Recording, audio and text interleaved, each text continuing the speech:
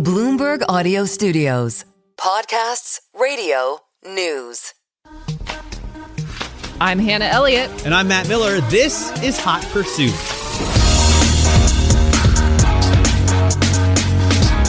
This week, Matt is in Detroit at the Detroit Auto Show, where he just sat down with Ford CEO Jim Farley and the CEO of Oracle Red Bull Racing. Plus, four-time world champion and Red Bull Racing driver Max Verstappen joins us later on. And I'm working on a story about Tesla. Specifically, why people are leaving Tesla. And here's the hint. It's not just about Elon. First, let me tell you about this Tesla story, which came to us really based on the news that BYD had finally surpassed Tesla as the best-selling EV maker in the world, which is a really big deal. Tesla had such a long head start. Let's not forget, Tesla was making cars, electric cars, as far back as 2012 and even before, but really the Model S came out in 2012. And at that time, Tesla was really the only player in the game, so to speak, for EVs. Now, of course, there are basically every automaker has an electric vehicle option. So it's interesting that now the head start has basically worn off. Obviously, the Chinese automakers have really caught up in terms of being able to make new cars fast, affordable, and very well made. And that has really eaten Tesla's lunch. But there are some other reasons, too, why especially buyers in America are leaving Tesla. We've known that there have been pools of buyers who have been uncomfortable with Elon Musk and some of his political posturing, some of his antics, some of his workplace behavior, et cetera, et cetera. But actually, there's a bigger contingent of folks who were uncomfortable with him maybe, but actually kept onto their cars until recently. And now we're seeing sort of a gradual eroding of some of these buyers who are deciding to go into other things, maybe a Rivian, maybe an electric car from Porsche, maybe go back to a hybrid or even a nice vehicle. So we'll have a lot more on that next week. This week, Matt is reporting from the Detroit Auto Show. He sat down with Ford CEO Jim Farley and Oracle Red Bull Racing CEO Laurent Mekies. It's a pleasure, gentlemen. I'm very excited as a fan of the brand and the league. And let me start, Laurent, with you, because you've said that this is the steepest hill F1 has ever had to climb. New regulations this year are sweeping. It's not just a tweak here and there. And you're starting with a brand new partner with Ford, who is going to build the engine with you as a collaboration. Why choose Ford as a partner? You know, at first, you're right. You know, it's the biggest regulation change probably in the history of Formula One, at least in the modern history of Formula One.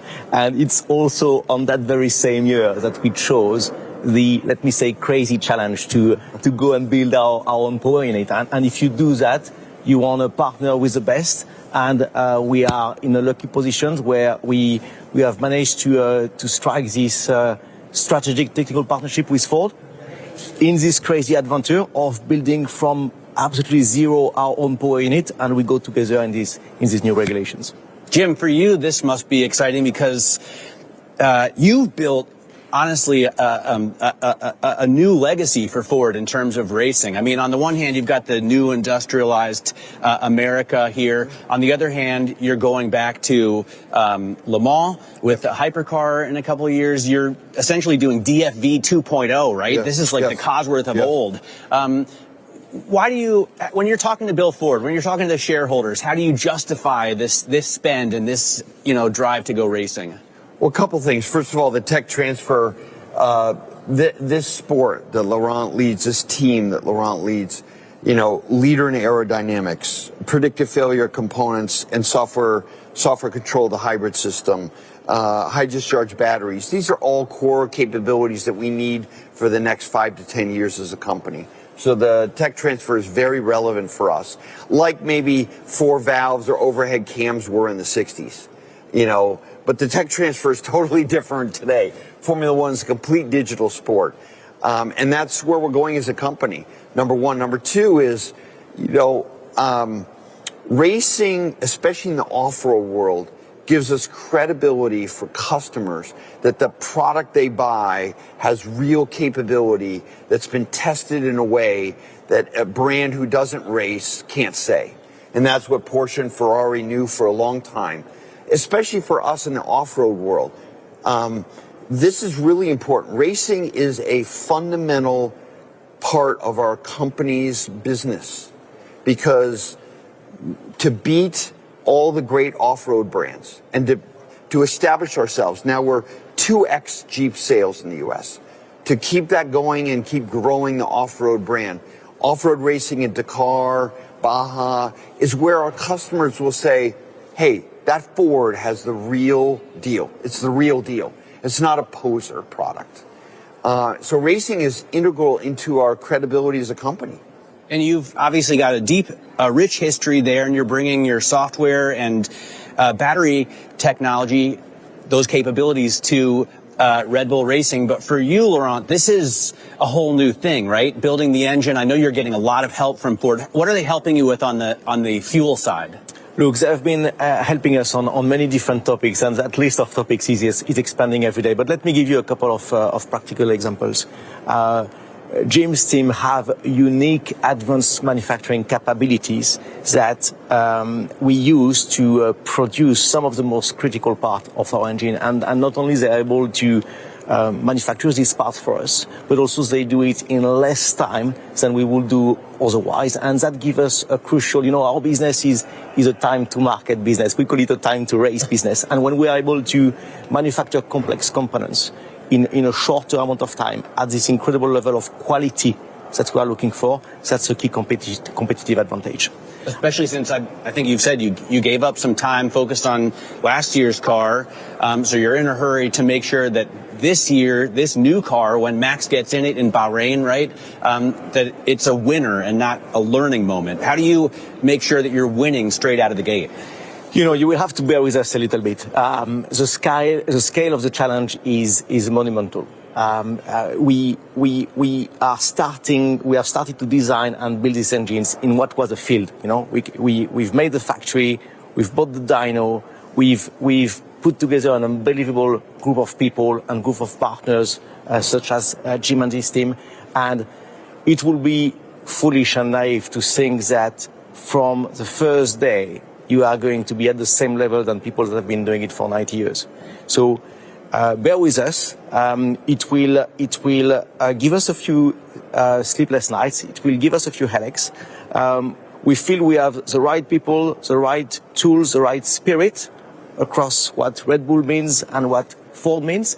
We'll eventually come out of top, but the first few months will certainly be full of learnings. Jim, what can you bring back from this, laboratory, if you will, to the Ford customer here in America? Because yesterday we saw figures from the Bureau of Labor and Statistics that showed prices for the average passenger car, not Ford, but across the industry, are up more than $500. Prices for the average truck across the industry are up more than $1,000. What can you bring back that puts value into those price increases?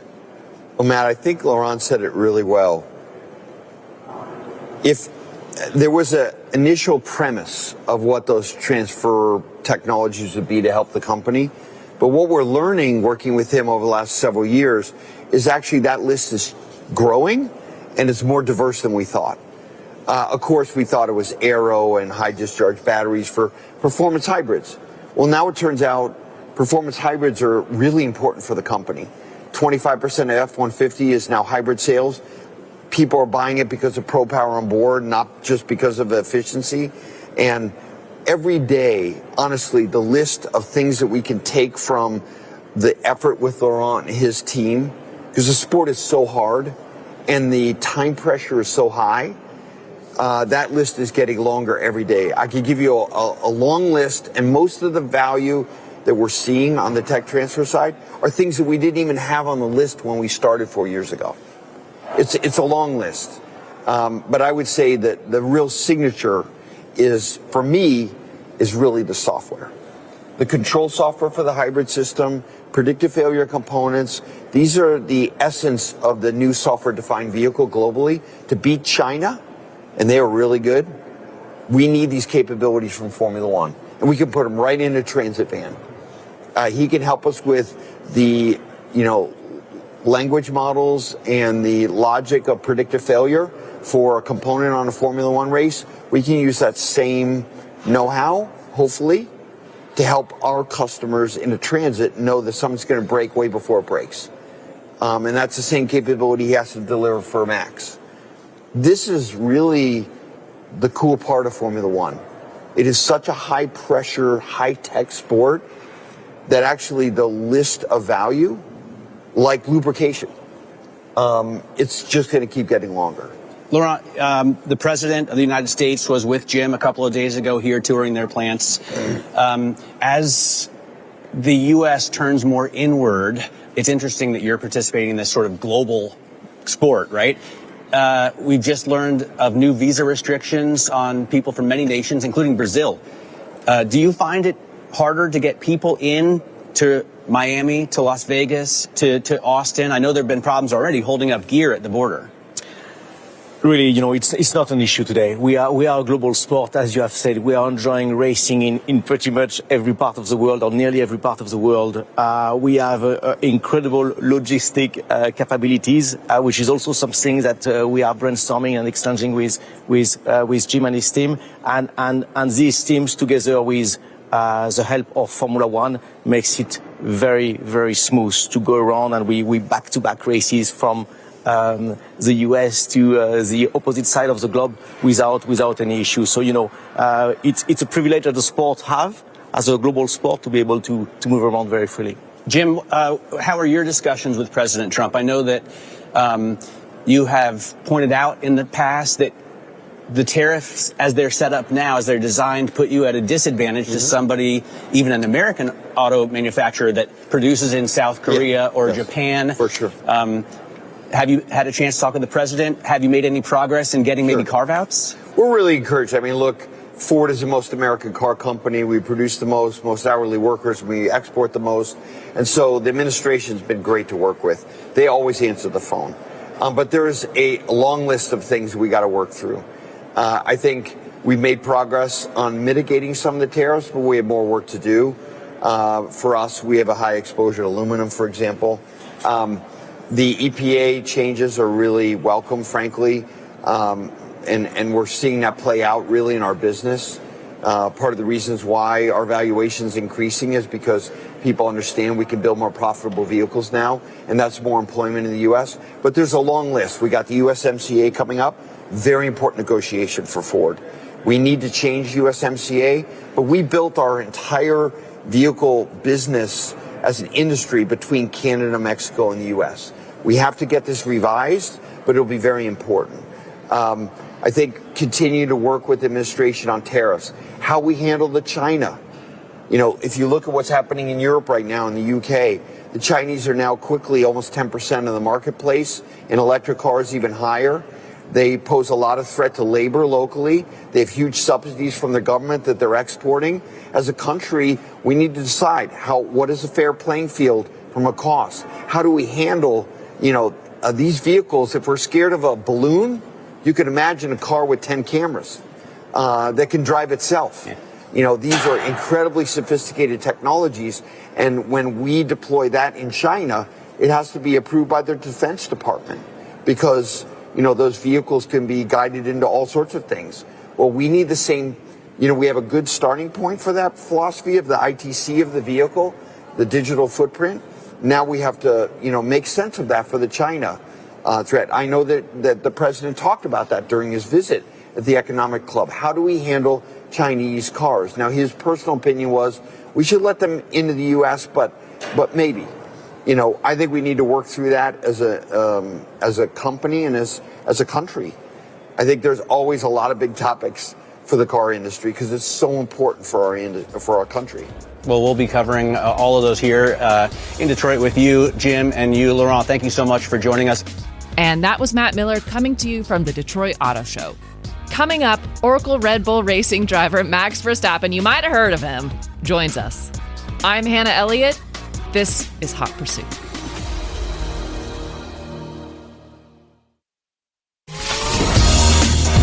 Welcome back to Hot Pursuit. I am very excited for our next guest. He needs no introduction. From Red Bull Racing, 4-time F1 world champion Max Verstappen.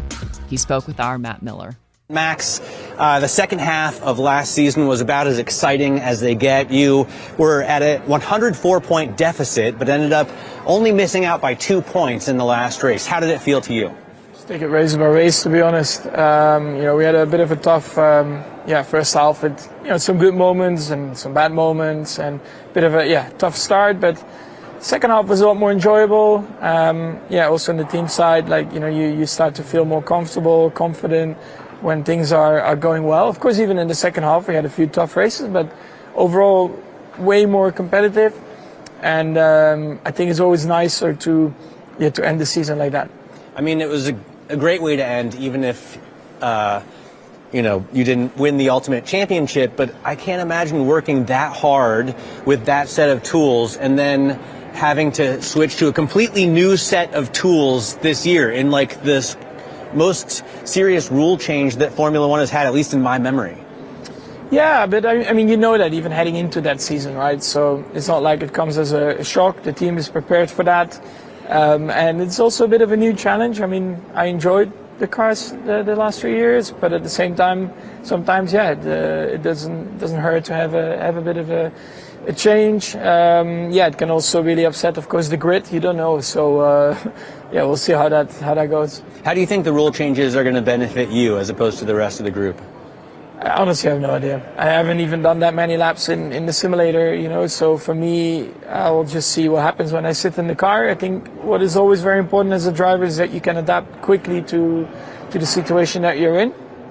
If that is on a current car that you've known for a long time or a completely new car, you just need to be able to adapt quickly, learn quickly as well, because the cars will evolve, I think, also very quickly. But I'm not too stressed about that, to be honest. I mean, Red Bull is seen as at least the most technologically advanced team in the world, and now you have Ford as a partner. I don't think any automotive CEO, cares about racing more than Jim Farley. What does it mean to you working with Ford? Yeah, it's great. It's a great opportunity as well. I'm just excited, to get started. There's a massive heritage as well, in racing as well. So, I think everyone is just very keen to get started. Yeah, I think, of the former winners that have been powered by Ford, Jim Clark, Hill, Fittipaldi, Jackie Stewart, it's such an illustrious list. It's almost like you're going to do DFV 2.0 with this new team. Let's see. I mean, we hope, of course, to have a lot of success, but it's impossible to know. The only thing that I do know is that everyone is giving it everything they have. What do you think about the development? We've heard that maybe you have found a bit of an edge with compression, variable compression. I guess there's going to be a meeting on January 2nd about how this will work for you and Mercedes. Do you feel like you have an edge? It's impossible to know. I mean, everyone is just trying everything they can, and from our side, and especially from my side, I have to focus on the driving. I'm not there to be the engine technician and will explain everything in detail to you. And at the end of the day, it's also something between the FIA and the car manufacturers or the engine manufacturers to sort out. I drive the car, and I trust that from our side, we always try to do our very best to get the most performance out of the engine. Are you excited to have a smaller, more nimble car? Is that more exciting for you because it'll be easier, I guess, in that instance to pass? It's a bit too soon to be able to say that it will be easier to pass. I have no idea. So, everything is still unknown, so the cars, I think, look a bit nicer, when they're a bit smaller and not as wide. But once we get on track, then it's a bit easier to get a bit of an understanding of what is all happening and going on. Let's talk about your career outside of F1. I can hear the Sims going over there, and I know you're deep into that with Redline. So what are you most interested in outside of racing on the track, which I'm sure is your main focus almost all the time, but in any spare time that you have? You mean outside of sim racing and stuff? No, including Sims. It's, of course, we want to win whatever we compete in, right? I want to try and help young drivers, young people that don't have the opportunities also in real life, to have an opportunity to actually then become a real racing driver. that all starts, of course, in the simulator. It's just very exciting to see these young guys that started 16 maybe in the team, and see them grow as well over the years with the potential to maybe get a real life drive, which we have done last season with one of the sim drivers, and he's doing a really good job, and it's just really nice to see how that is all progressing. Do you think about that as a progression? I mean, do you have, for example, a certain number of championships in mind that you want to win before you can walk away? Or are you still going to be starting races at, Alonso's 44 years old? Can you see that as a future for yourself? It's all, honestly, it's just, I don't really think about it too much. I think it's more important to just try and enjoy it. It's only enjoyment is there, then it's also easier to rock up and really demand everything from yourself. And so far, I'm still, having that feeling. You seem to be enjoying a little bit of GT racing, maybe ready to do a little bit of endurance racing. I hear you signed up for the 24 Hours of Nürburgring. About that, there's still nothing confirmed yet. I mean, the plan would be nice, if that's possible, but it's also very hectic first few months now in Formula One. So we have to wait and see. But it's definitely my goal. I want to do 24-hour races, and I want to do endurance. And of course, having started with GT3 racing as well with the team, that's definitely the future plan.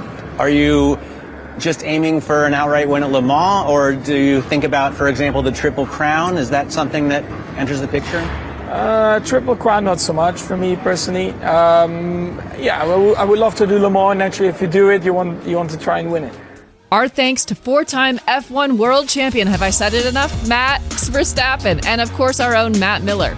That does it for this week's show. Remember to follow and subscribe to Hot Pursuit on Apple, Spotify, and anywhere else you listen. You can also send us your comments. We'd love to hear from you. Email us at hotpursuit@bloomberg.net. And you can check out my columns and stories on Bloomberg.com and the Bloomberg Business app. Go there for car reviews, events, stories, trends, feature pieces that you won't find anywhere else. We take so much pride in the work we do, trying to help you to know how to spend your time, your energy, your money. Find it all at Bloomberg.com/pursuits/autos. I'm Hannah Elliott, and this is Hot Pursuit.